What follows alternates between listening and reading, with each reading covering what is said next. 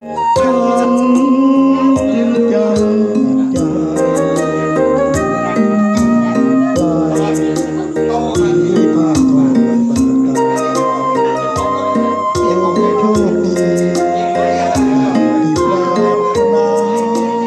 ถึงฉันคนไร้ค่า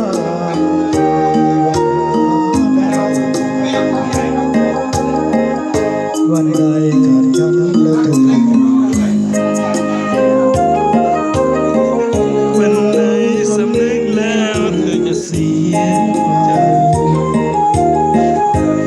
มีแก้วบางอยู่ในมือเธอลืมเธออะไรเธอยังลงไปที่เคยมาโยม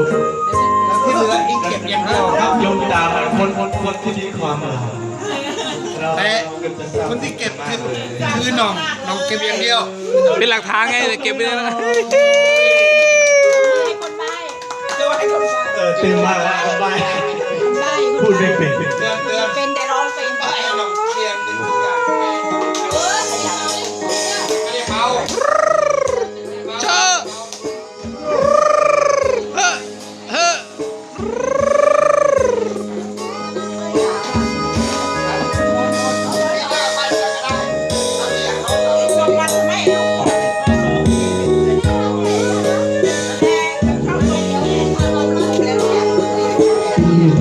สุรินทร์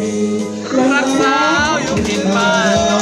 นใช่พี่จะมาหลอกล้อนสาวบ้านโน้นสุราษฎร์ธานีหล่อสวยแต่งหูเพิ่งดูน่ารักดีมองไกลเคียงเข้าทีวีตัวพี่ดีพูดออกจากใจได้ขาดเงินวานชักพระพี่จำได้ดีร้องเดินควงกับพี่สมตาพี่แม่น้ำใสตึกเรากันเนียงสาวมาเรียงเพื่อบอกชงายร้องบนที่บ้างไหมสาวเมืองใต้หลังโนราดูเราดู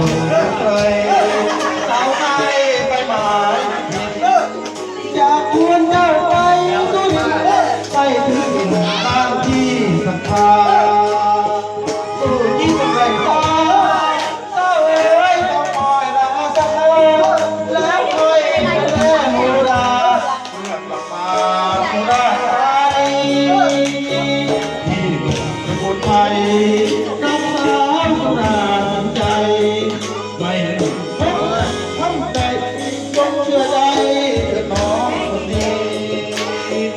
ที่ลงสุรินทร์ไม่เล่นลิ้นโปรดเชื่อไว้ดี